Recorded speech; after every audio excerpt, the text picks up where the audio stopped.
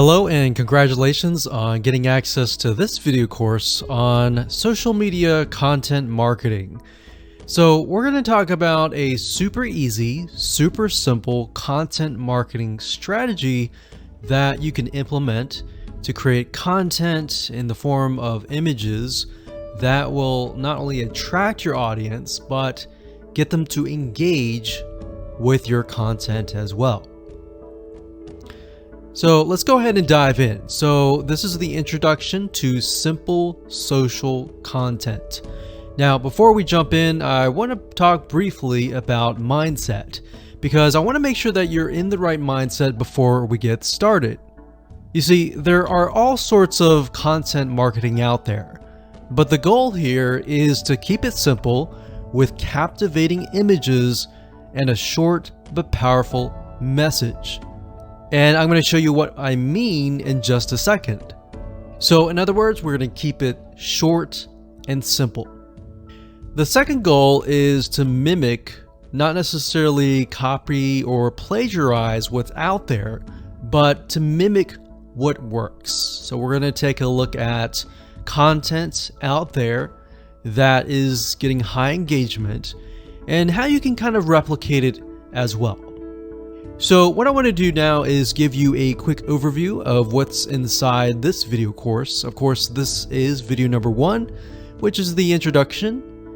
Video number 2, we're going to analyze your audience. So before we can go ahead and create content, it's crucial to analyze your audience and get an idea of their similar interests in video number 3. Video number 4, we're going to find out where do they hang out. And of course, video number 4, we're going to talk about where do they hang out, because that's important. Video number 5, we'll talk about magazines. What kind of images inspire them? And magazines are a great place to find images that intrigue, that engage, and that attract your audience. And video number 6, we're going to talk about powerful words that you can use in your images. Video number 7, we're going to talk about creating them. And of course, video number 8, we're going to talk about organizing your content images.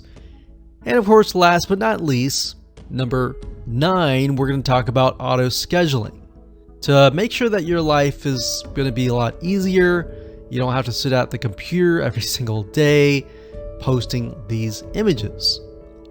Okay, so let's talk about what you need to do to get started. Obviously, you're going to need to know what you're going to sell. You'll definitely need to have these social media presences, such as Facebook, Instagram, Pinterest, and more.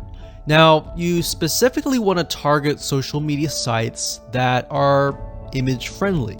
So for example, Instagram, most people simply post images. Facebook, you can post content, but images are really good. And Pinterest as well. You also need to have a brief idea of your audience. It doesn't need to be exact for now. We'll clarify that. But have a brief idea. Start painting a picture of what your audience looks like. And we talked about social sites. And of course, you'll need some money for apps to automate your scheduling. And of course, if you're low on money, you can definitely post the images and content yourself without scheduling them. With that said, let's move on to the next video. Hello and welcome back. This is video number 2. And in this video, we're going to talk about analyzing your audience. So like I said beforehand, before you can go ahead and create content, which is what most people do, you need to have a good picture of who your audience is, what their dislikes are, what their likes are, and all of that. So what we're going to do here is we're going to be using a tool that's free called Facebook Audience Insights. And what this tool is it's a very powerful tool that has tons of data on your audience, and it'll allow us to gain a clearer view of your demographics, who it is. Are they male or female? Are they a certain age? What do they like? What do they do not like? And things like that. So we're going to keep it simple and give you some real life examples, and it's not going to be complex. All right, so let's jump right in. Okay, so right now I am at the Facebook Audience Insights, and to get to this page, all you need to do is simply go to facebook.com/ads/audience-insights. You'll log into your Facebook account and you'll be able to access this page. Now, if you want a direct link and the link changes, you can always go to google.com and simply type in Facebook Audience Insights, and it'll direct you to that specific page. Okay, so what this tool does, like I said, is it allows you to analyze your audience. And we want to have a more granular, very specific idea of who that might be. Now, when you start this up, you're going to see it says choose an audience to start. You can do everyone on Facebook, which is what we're going to do, or you can have the option of people who are connected to your page. Now, if you do have a Facebook fan page, this is nice to have because this will give you an idea of exactly who your audience is that is connected to your page. Now, in this example, we're going to choose everyone on Facebook. And there we go. Now, by default, it will most likely list your location. If we want to target a person of a specific location, you will enter that here. Then you can enter the minimum age to the maximum age. Now, we don't want to do this just yet. What I normally do is we scroll down and we enter an interest. And based upon that, we will get a better idea of the demographics. So let's say, for example, people that are interested in a specific arts and crafts. Let's say, for example, knitting. So we're going to enter knitting. So we see that here. We're going to select that. And we see this over here. So as you can see, I did not choose any of this. I simply entered the keyword and then I got this information here. So based upon Facebook is saying that there are about 5 to 6 million people in the United States of America that are interested in knitting. Now you can change that location to something like Australia, to Canada, to a different location. But for now, we're simply just interested in the types of people. So the demographics here, we can see that the age and gender, 88% are women and 12% are men. So based upon this, we can see that knitting, it's mostly women. All right, so because it's mostly women, we are going to want to target women. So the images that we have need to attract women. Now, if it's 50-50, you might want to choose images that are specific to that interest. So when we take a look at the age, we can see that even though it's women, the majority of them are actually in the 25 all the way down to 64 and more. So we got 19%, 20%, 19%, 19%, 17%. Now this is 7%, which tells us that the age group from 18 to 24 is a little bit interested, but not as much.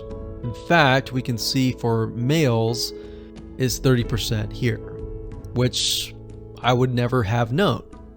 And that's why guessing who your audience is, whether they're male or female, and all of that information by yourself is actually quite dangerous. So you really need to use this tool.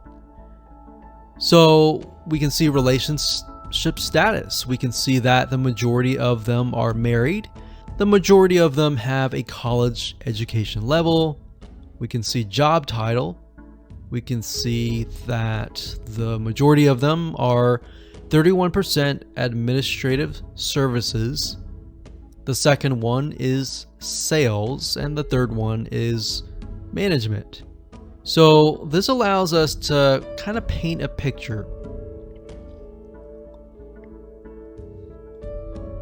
Now, if you want to zoom in on a specific age group and gender, you can simply click that area of the block. So let's say, for example, that we want to focus on people that are 25 to 34, or actually let's pick the one that's highest, 20%, 35 to 44. So if you click that, what Facebook will do is it'll hone in on this specific group.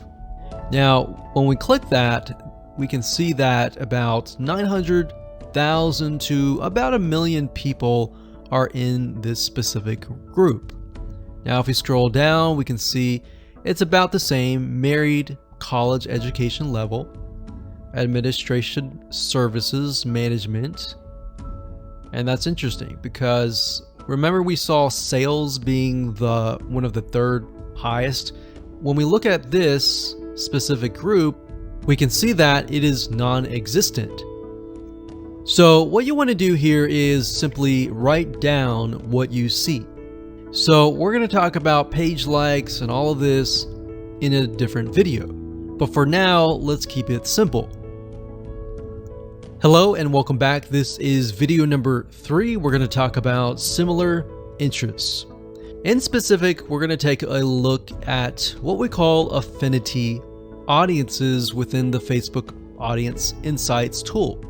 And what this is they are audiences that are related to the generic or general audience. So for example, if you think about maybe basketball, somebody who's interested in sports or basketball, they may be interested in other things like running, and that would be an affinity audience. Now, the reason why we want to take a look at this is what this allows us to do is it allows us to broaden the amount of content that we can create. So let me go ahead and show you some examples of them. Okay, so I'm back at the Facebook Audience Insights free tool, and what we want to do is we want to click on page likes. Now we're going to ignore this right now, and we're going to scroll down to this section here. Now this section here allows us to see the page likes, kind of where they hang out. We'll talk about that more later on, but for now it says affinity. So what Facebook will do is it will give you a number for the location. So for example, the Spruce has about 95,000 people, 1.2 million people on Facebook, and the affinity level is 159. So what that means is the Spruce is very, very closely related in terms of the people in that audience. And it also tells you what your audience is potentially interested in. So they might be interested in boutiques, Scholastic Parents, Joann Fabric and Craft Stores. This is an actual local brick and mortar store that sells fabric. That makes sense because they're into knitting.